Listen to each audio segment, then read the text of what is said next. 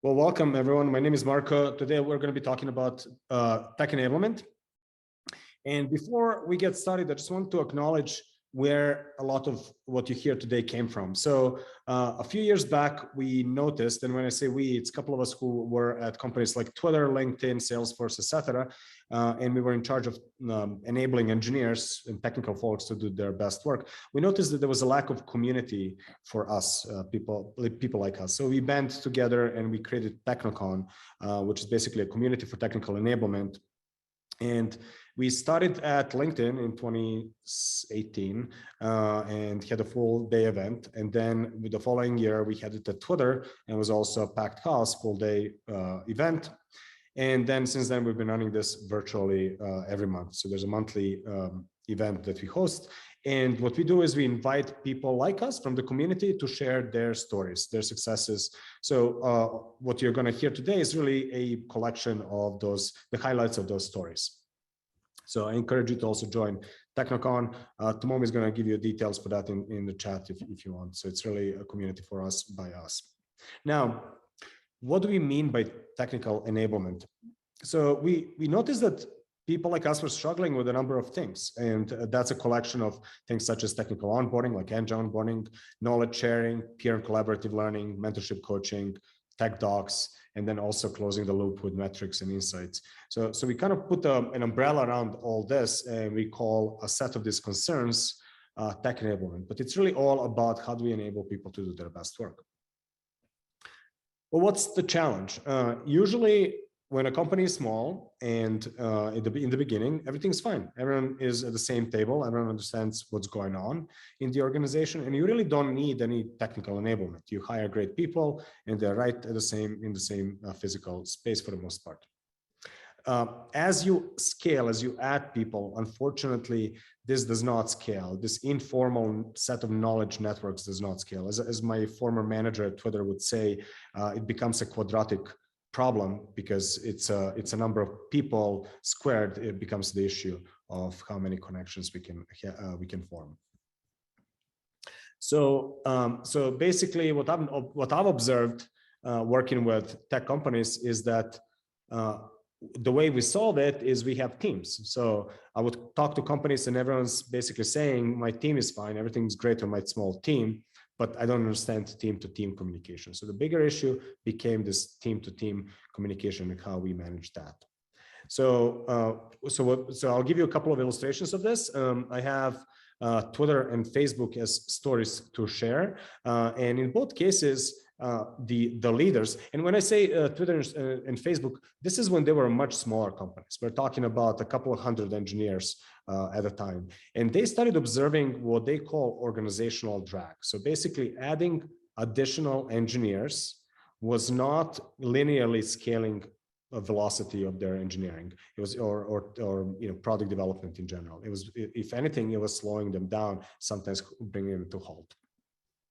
So I experienced this firsthand at Twitter. I joined Twitter when they were smaller than 1,000 engineers. They were a pre-IPO company, and they skipped a lot of steps. And we'll talk about the steps when it comes to enabling their engineers. So basically, a new engineer would be routed to their team. It was up to a team manager to onboard him and nurture them from there on. And as you can imagine, every team was on their own, and so there was the level of onboarding and sort of indoctrinating into how the organization worked was very uneven from a team to a team, and we're talking about hundreds of teams. So Twitter decided to invest in skipping the step and really sort of honing in this tech enablement, and they acquired our company, and we became Twitter University, which is where I learned the ropes in a lot of things that we're talking about today. I like one of the lines that my manager at the time said, but basically to him, adding 200 headcount was equivalent to increasing the effectiveness of the existing organization by 10%. So he was rather going to have a higher performing smaller team than a larger team that's not operating at scale. So that was sort of his approach, and that's why we invested heavily into engineering effectiveness and tech enablement in general. So this is a story from Facebook. So once upon a time, Facebook was tiny. And this is Wayne Chang. He was one of the early engineering managers. And at the time, they had a motto of run fast and break things. And so that works when you're maybe 50 or sub 100. It does not work when you have a few hundred people. And so he set to change that so that it's run fast and don't break things. And so that required putting guardrails for engineers so they can be productive, be effective at their work, yet also keep things stable. And so what he did is he basically invested in engineering bootcamp, and arguably Facebook's engineering bootcamp is one of the most famous in the industry when it comes to technical folks. They also changed how they recruit. So unlike many of us, Facebook does not recruit to a team directly, or at least at the time didn't, but it recruited into the company first. And their onboarding was north of 4 to 6 weeks. So there was a lot of time for a new hire to get indoctrinated into the culture and the way Facebook works before they were handed or picked the team that they would work with. So that was fundamentally different. It's probably that piece and how they hire is probably something that is culturally different, harder to emulate. However, investing in engineering bootcamp is something that is much easier to do, and we'll talk about how other companies have done that. So I mentioned earlier maturity index when it comes to tech enablement, and this is just our observation. So at the beginning, there's sink or swim. So sort of like there's not much. Welcome to the team, and here's a laptop, and good luck. Over time, people notice that there's an issue. A volunteer emerges and starts helping out. And then over time, there's a partial ownership, complete ownership, until there's a full funded team that owns this concern. So we're going to look at different stories across the spectrum, and then we're going to go into specifically what you can do to move the ball forward. Do not worry about reading all this text. There's a lot of text. I'll be sending you the slide deck afterwards, so you will get this in email.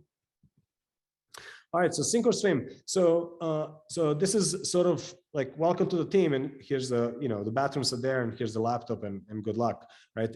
In a sense, HR owns it, or onboarding stops with sort of just merely doing the paperwork and learning about core values, for example. Now, it's not necessarily just an issue at small companies. At small companies, it actually often works because you're going to join a small team, and you're going to learn by osmosis. We've also seen this at larger companies. So we worked with WeWork when there were 800 engineers and doubling, and they literally had this level of maturity. And so that's what we set to change. At certain companies, it's cultural. So GitHub tends to be more of a, it's really up to a manager, and there's not a lot common understanding at the level of engineering organization. Eventually, somebody had enough and steps up and says, you know what, this is not working. Somebody needs to own this. Since there's nobody else raising a hand, I will, and I'll take care of that. So Twitter is one example. Prior to Twitter acquiring us and forming Twitter University, there was a program called Flight School. Flight School was run by Ryan King, and he basically raised the hand and said, I'm going to own this, and I'm going to do something about that as a senior engineer. And so he created a band of other senior engineers, and they started running ad hoc workshops to onboard people onto how Twitter works and how we work at Twitter. Carbon Health will double down on this story as well. They experienced rapid growth, and I'll talk about it shortly. So partial ownership. So eventually somebody emerges and owns this. So it's actually paid to, so it's not the 20% of the 120% time, but actually has a responsibility for owning tech enablement. So I mentioned Carbon Health. There's also Carta is another example where they noticed that this was an issue, and they started funding it by having somebody own that concern. Eventually, company has full ownership. So this usually starts by hiring a person. That person may be a technical project manager, TPM, it may be a program manager, or maybe otherwise aligned with HR even. So we see this become a thing, especially when engineering and HR are on the same page. In other words, HR realizes the technical folks have a concern and that they're willing to step in and help out. So we've seen successes of this at, for example, Credit Karma, where they created Credit Karma University based on peer learning, and it became really successful. Cruise is another one that worked really well. Kia Motors had success, and we'll be talking about Spotify when we talk about peer learning. As a company matures, and it's usually a larger company, you can afford to have an entire team that owns this concern. So Microsoft, being the one of the biggest companies that we know, has an entire team. It has a number of teams that own these concerns. We'll talk about Microsoft toward the end. Salesforce, a more mature company with a large number of engineers. They also have an entire team. That was one of the first companies we worked with. Netflix, and I mentioned Twitter University. So we'll be looking at some of their stories as we keep going. Again, I'll be distributing the slides afterwards, so you will have links to all these stories as well with recordings and everything. So you can double down on any specific ones as you find them interesting, to be frank. So as we start looking into the building blocks, what makes tech enablement? How do you go about that? And we mentioned sort of that umbrella with a whole bunch of things underneath that. So we're going to explore how companies have solved for specific concerns or programs within that umbrella of tech enablement. One way to that's helpful to think about this is, what's the journey of, say, a new hire? And I'm picking a new hire and onboarding as something that is obvious. But we also keep saying that onboarding is not a one-time event. It's something that consistently happens. So there's a continuous onboarding that happens in a company. It's obvious for a new hire to come in, but it's also there's also a pathway for, say, an engineer to become a senior engineer or staff engineer. There's also a pathway for an individual contributor to become a people manager. So these are all internal onboardings that happen all the time. Well, for that to be true, a couple of things you need to worry about. One is, how do you codify knowledge, right? So presumably the way you make the sausage is unique to you, it's special. So codifying that is where it starts. It could be a self-paced content. So you document it in a video or e-learning or some kind of document in a wiki, or it could be, in a case of more complex learnings that require context, it may be instructor-led live. And we'll talk about the differences between the two. Now, just dumping knowledge on somebody probably doesn't do the trick. People often need to practice. They need to roll up their sleeves and have a hands-on experience. And that could happen either via workshops, it could happen via quizzes. So again, we have this polarity between a single player quizzes or multiplayer or cohort-based workshops. Now, I might have gotten all the knowledge and practiced it and everything made sense in the simulation, but once the rubber meets the road and I'm stuck, where do I go to get unstuck? Sure, there's a Slack channel, but then that's sort of like asynchronous and requires somebody to be watching it on the other hand. What we notice is that companies also gravitate toward setting up office hours.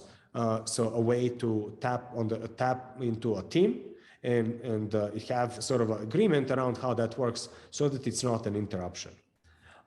Also, there's career coaching and mentorship that we see, or it could be specific to a project-based mentorship. So we're seeing that as well, a way to support an individual. So the blue boxes here are things that an individual contributor experiences, and then there are things for the learning team or program managers, right? So at some point, you want some kind of assessments and surveys. You want to connect the dots and understand how things are going. So like being data-driven, essentially. And that does a couple of things. It creates insights and gives you an idea how your programs are working. So it creates that feedback loop. It also provides a way to engage managers and get managers to be more involved with their new hires or team in general.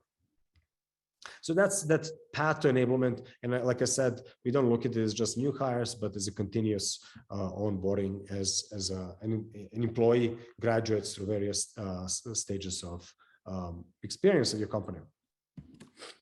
So so this is a story of, when you talk about onboarding, this is a story of LinkedIn. on the onset of pandemic, LinkedIn had a engineering onboarding. So they had a course. It happened in Sunnyvale, and obviously the office shut down, and they had to reconfigure it very quickly. And we'll talk about their onboarding separately as well. But this is just a story of how they went from that in-person heavy boot camp to remote first experience. So basically, they had to adjust a lot of things, including which content to deliver how. So was it all now in person, or was it some kind of a blended combination? So they opted in for blending certain things to be self-paced, things that were matter of fact, like how do you set up your environment, your development environment, and certain things to stay in person. And then when that in person, they had to unpack for various time zones and locations and finding instructors that can deliver that. And it became sort of like a global concern as opposed to a local issue. And so that required a lot of retooling, how they do things.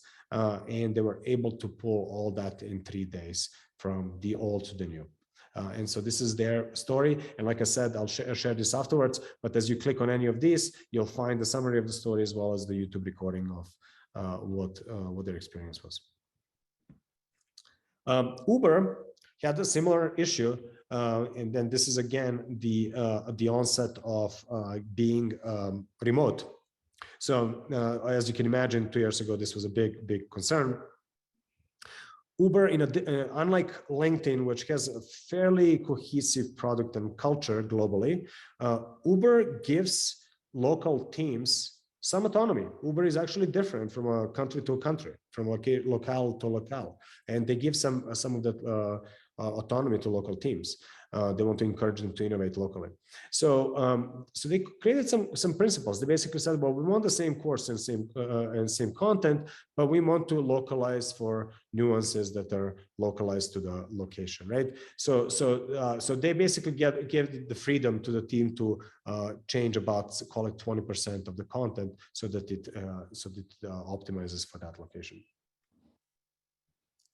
I mentioned Carbon Health earlier. So Carbon Health scaled from 5 to 90 engineers at the onset of the pandemic. So they had this like huge rapid growth that they were not ready for. And they had no onboarding to speak of. And basically they went through, if you remember that TAMI index, Tech Enablement Maturity Index, they went through most of those stages very rapidly. So initially it was one engineer, she raised her hand and she said, you know what, somebody needs to be doing something from that. So went from sink or swim to a volunteer hero. So she was definitely a hero and she was doing this on the side until it took too much of her time. Then she talked to the leadership and got them to allow for hiring a program manager. So then she teamed up with the program manager and basically was able to hand off most of this onboarding to the program manager to quarterback it while the program was still given by the engineers at Carbon Health and other technical folks. So that's their story. It's really a compressed growth all in one. So that's what makes it very interesting. So that was onboarding. Let's talk a little bit about peer and collaborative learning.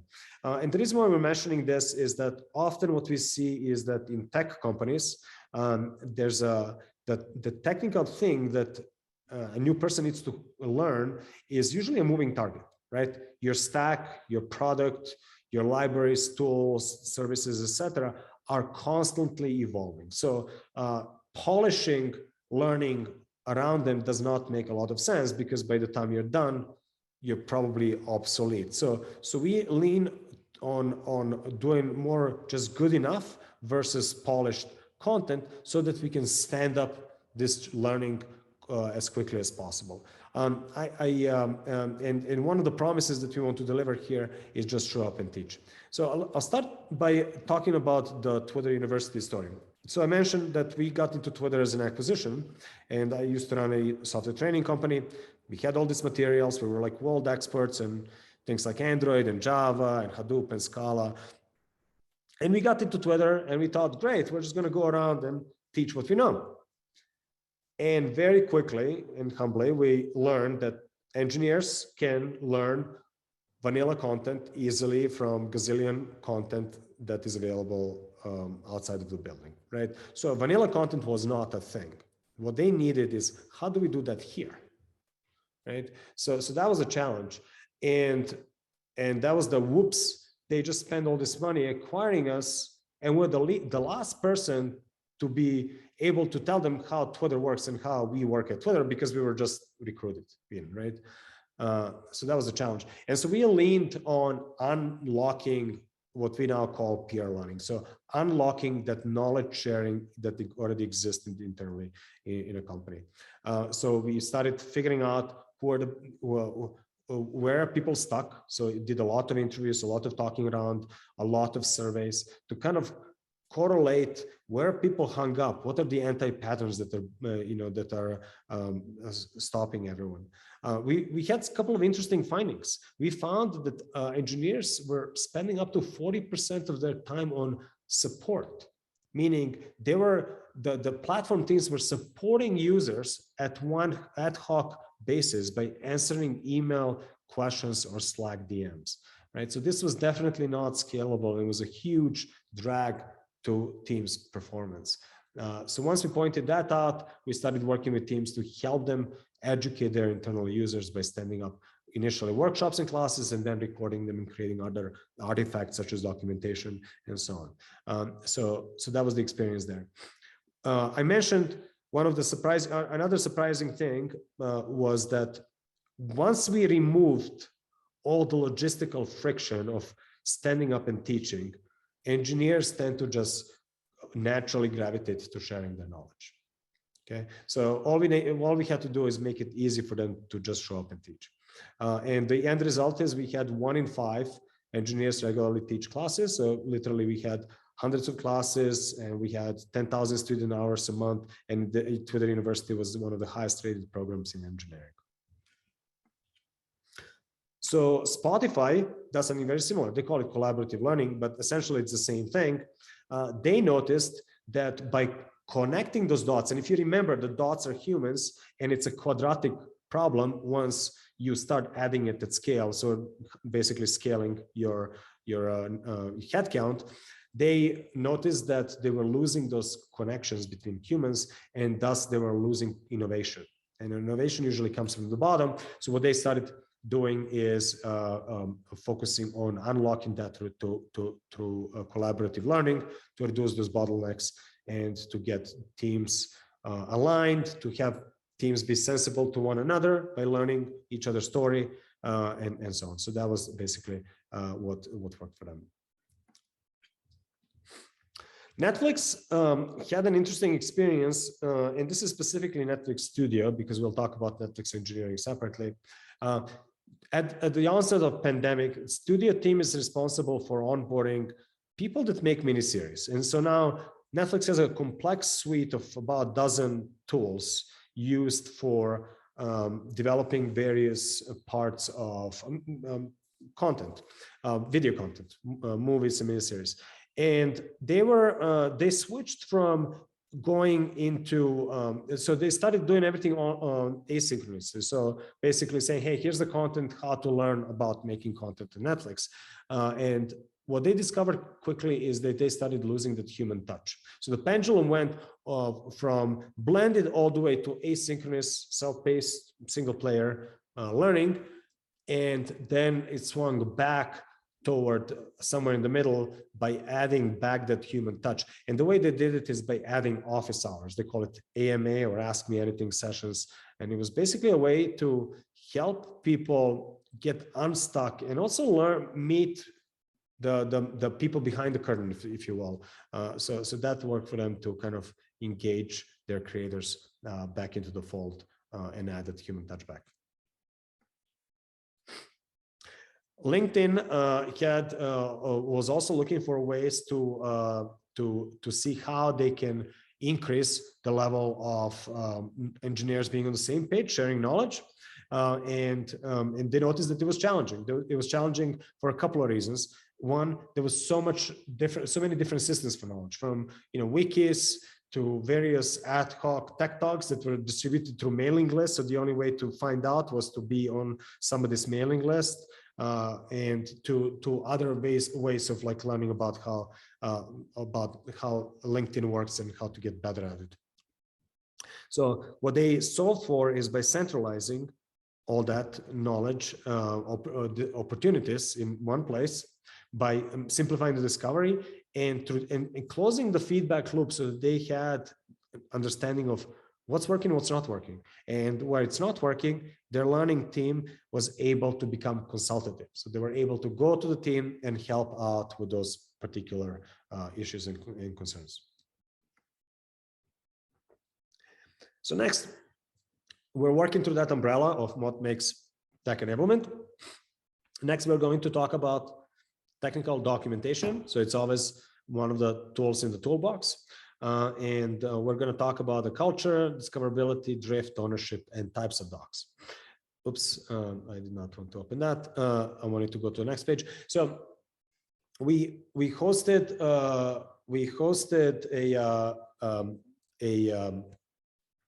a panel with LinkedIn, Uber, and Spotify on this very topic, basically asking them how they managed that. And a couple of things emerged. That first of all, of course, creating a cultural documentation is important, but it's also important creating a place, making it super easy to discover this. So what I mean by that is I had this firsthand experience at Twitter where I own tech docs. It became confusing. Do I go to code for documentation? Do I go to some code rendering of the documentation place? Or do I go to Google Docs? Or do I go to Confluence? And so it was basically all over the place. So that was a problem number one. Problem number two, so discoverability was problem. Problem number two is drift. We didn't have the problem of not having documentation. As a matter of fact, we had the world's largest Confluence installation at the time. The problem was the drift. So 9 out of 10 things I searched for were just simply wrong, and I just didn't know which ones. So how do we understand if the documentation is actually referring to the code? Which brings us to ownership. Who owns that and who is responsible for maintaining that? So what we did is we created a tool called DocBird, and it was basically a way to scan across all our repositories. So in other words, we moved the documentation with code and then created a tool to pull all the documentation in a single place, regardless where repo is. So it could be externally, in case of open source project, could be internally across multiple repos and monorepo and so on. So we pulled all the docs into one place, and then we were able to connect it to the code and understand if it's drifting. We were able to lint it. We were able to assign score to it. We were able to understand who the owners are because we knew who the team was. We were able to notify the team of what's happening with their docs, how they're scoring, and how they can improve that. So all that was automated, and that up-leveled the level of documentation and discoverability and just generally quality of the docs. Now, this doesn't work for all the docs, but it worked for project documentation. And then our tiny team of 5 starting owning specific types of docs, and specifically we owned guides and cookbooks. So these were basically how-tos that were cutting across multiple concerns from team to team. So that's kind of how we solve that. We see LinkedIn doing something very similar, Uber as well, and so on. Okay, so it's one thing to be able to learn about a thing and be able to practice it. It's another thing what happens when I'm stuck, or what happens when I want to get to the next level as a professional. How do I up level my skills and so on? So we're going to talk a little bit about mentorship, coaching, and office hours. Before we do, I just want to acknowledge that there are different types. So there's buddy system, often used for onboarding, career mentors. So this is sort of like, hey, I'm a senior engineer, I want to become a staff engineer, or I'm an IC and I want to be a people manager. There's professional coaching. This is sort of like I'm a new manager and I'm stuck with managing somebody, as well as office hours. This is very situational. So I'm stuck with a specific thing and I need to be able to knock at teams' doors to ask for help. So those are the concerns that we look at this part of the toolbox for tech enablement. So I'll start with Airbnb. So Airbnb wanted to focus on career coaching. Mentorship. They wanted to basically make Airbnb be a place where everyone thrives, where there's an opportunity for employees to move and up level and so on. And so the way they did that is they leaned on what we call peer mentorship. So essentially, they said, let's enable thousands of flowers to bloom. And the way they did that is they created a course based on GROW model of mentorship/coaching. And so anyone who completed that course became automatically certified internally as a mentor, which meant that that person could stand up mentorship sessions and anyone could discover them and tap them on the shoulder. And if there's a fit, they could pair off and off they go. So they scaled this within first year to 10% of entire Airbnb became certified mentors. And they literally had hundreds of sessions per month and pairings and so on. So it was a relatively successful program. They shared their story at Technocon #2 at Twitter in 2019. So this is the link to that article. Shopify did things slightly different. So Toby, the CEO, he had a personal executive coach, and it made wonders for him as an executive. So he said, great, I would love to bring this to my entire executive team. And so he did. So the same coach trained or coached the entire executive team. And then they started thinking, well, how do we scale this to everyone? And at the time, they had, I believe, 4,000 employees. They're double that now. And so what they did, which is unique, is they went and literally acquired a dozen plus coaching practices and brought them in-house. So suddenly they had an entire team of coaches, professional coaches dedicated. So unlike Airbnb, which was based on peer mentorship, this was professional coaching in-house. So, and then they launched the site. It was called Coach's Corner, and anyone at Shopify could simply walk into there and say, I'm looking for half an hour or an hour session. I'm stuck on something. So you basically had access to a coach to discuss whatever you wanted, whenever you wanted. And so this is democratizing coaching at scale by investing into a team that owns it, Coach's Corner. Dropbox spoke about their roadmap, and their roadmap started in 2019. And they basically said, all right, well, we're going to start with the traditional approach. So execs get coaching, and that's about it. And then we're going to start pairing that up with sort of creating a marketplace for external coaches. And then we're going to start developing internal peer coaches. And then we're going to sort of go down this path. So they sort of outlined this entire roadmap, which started very traditional, but was moving more towards Airbnb model, if only in a sort of very deliberate way. So they're yet to tell us how it's going. This is the plan that they outlined about year and a half ago. Autodesk did something different again. So their focus was specifically on engineering managers. They observed that just getting somebody to become a manager is not enough. As you know, in a lot of technology companies, engineering managers are, until yesterday, just engineers who get a quick training on how to do OKRs and, and manage various, promotions and things like that. And we now call them managers, but they really had very little time to practice, very little support, and so on. That's often the case in the industry. So what Autodesk did is they created so-called group mentoring for their newly minted managers to support them with integration on that journey as they keep going. So essentially it was essentially like a forum, like a small closed group. They wanted to create that psychological safety where you can ask any questions. So it wasn't like an open to anyone. They care that there's enough organizational distance so you don't have people in the same org reporting to one another. And those groups were moderated. They were moderated by senior engineering managers or directors.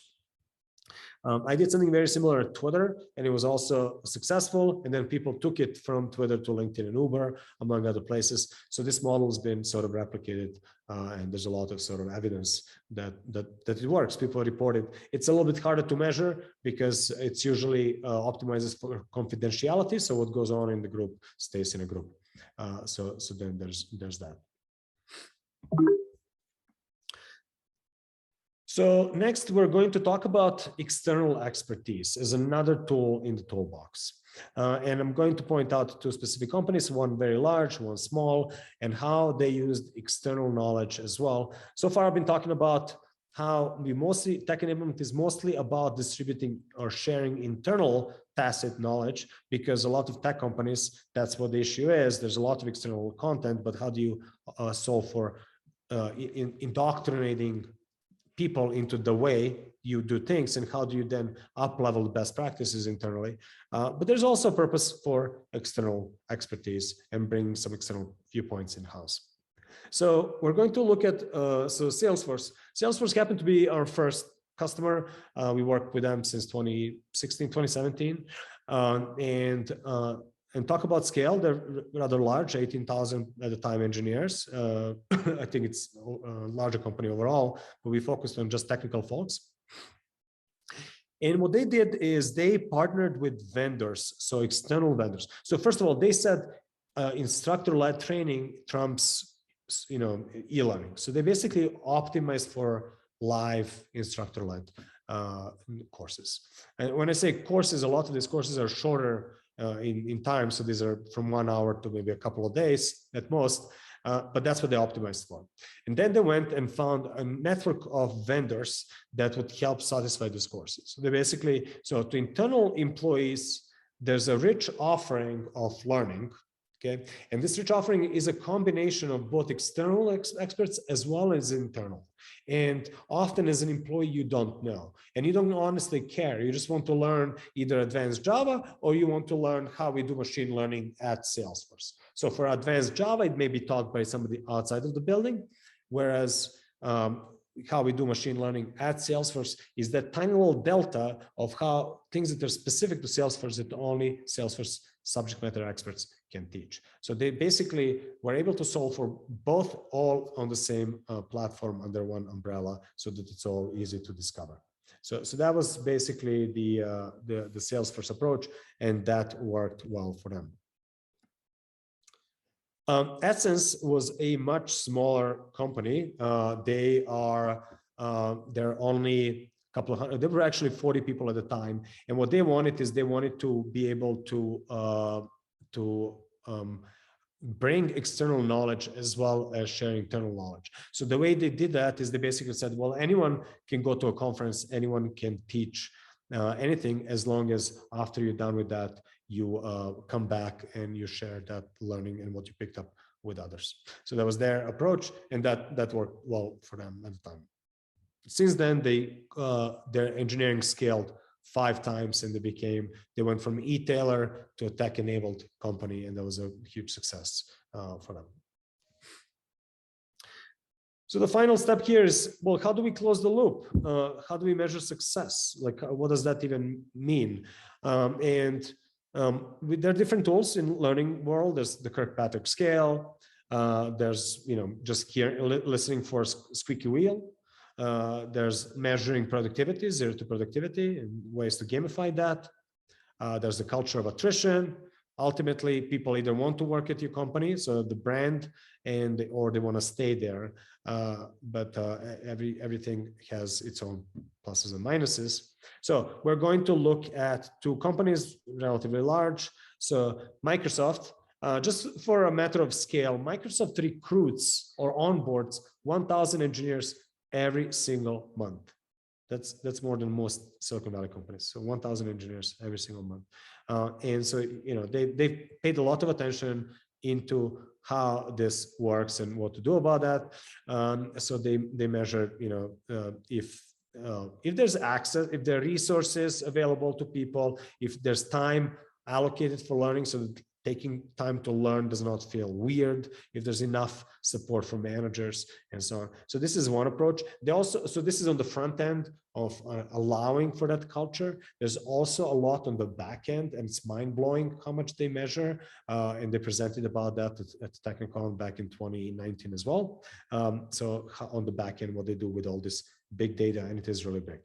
So that's Microsoft.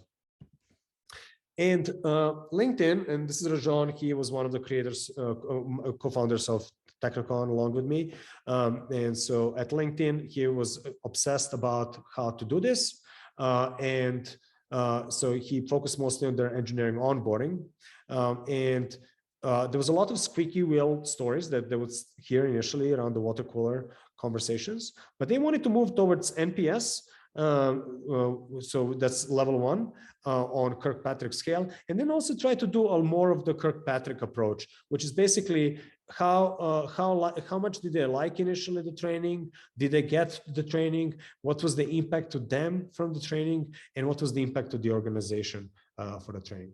So that was basically the Kirkpatrick, and they started looking at level 3 and 4 by doing delayed surveys, finding out, all right, well, if you took that edge onboarding, how quickly did you get onto speed? What kind of impact did you have, et cetera, et cetera.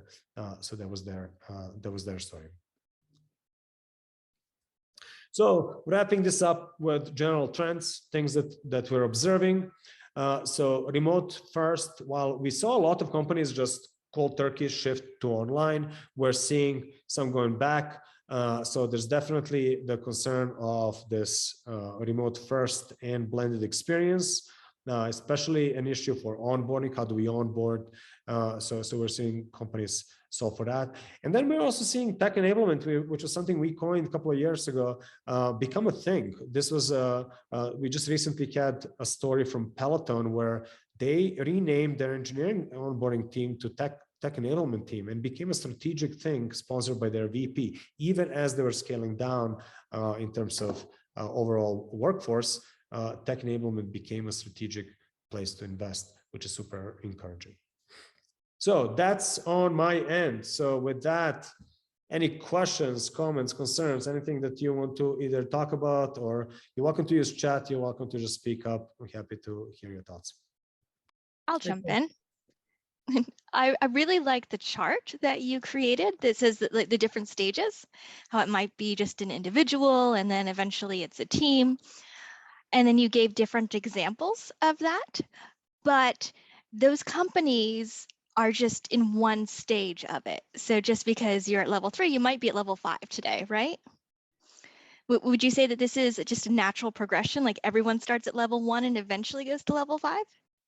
Yeah, we see companies actually skip levels, right? So like I mentioned WeWork, right? Like there was sink or swim at 800 employees, right? And so they basically wanted to leapfrog that, and they had a TPM. She was an amazing TPM, as a matter of fact, on this. And so that's kind of how they leapfrogged that and started investing in that. Unfortunately for them, this happened just before they sort of went through the downsize. So we don't have the rest of the story because the entire team disappeared, the entire Eng team disappeared. So that's a different conversation. Yeah.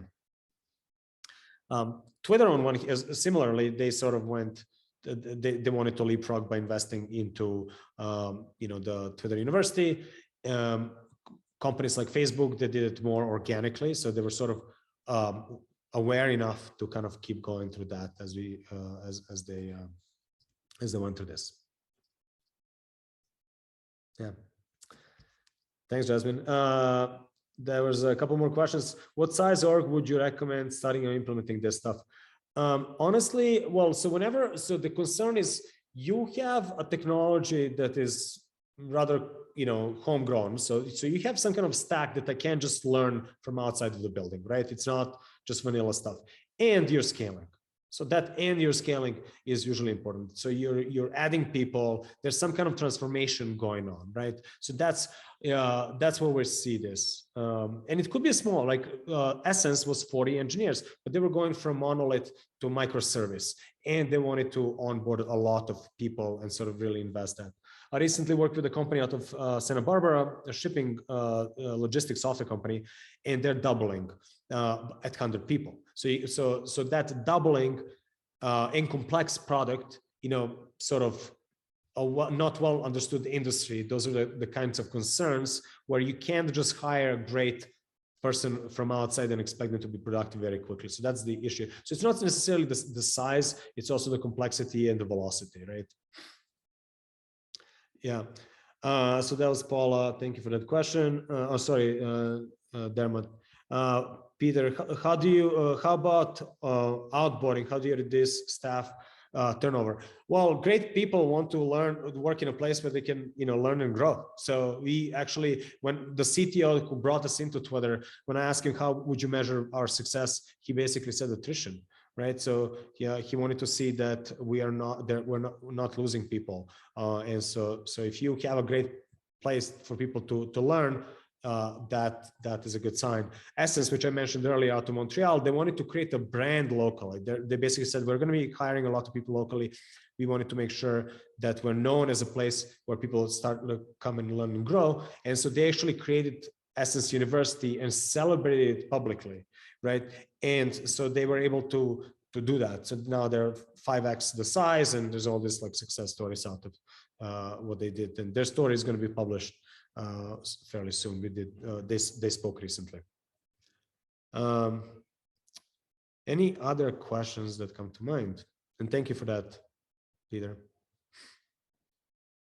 As I said, a lot of these stories come from TechnoCon, which Jasmine here is one of the board members, and so we like to bring people like yourselves there and share what you've done and celebrate successes and discuss failures and so on, so that we can learn from one another. So yeah, so if you haven't signed up, please do so, and come join the talks. And Tomomi, who runs it behind the scenes, she just shared the website, so join us, and yeah, come see how other companies are doing what they do.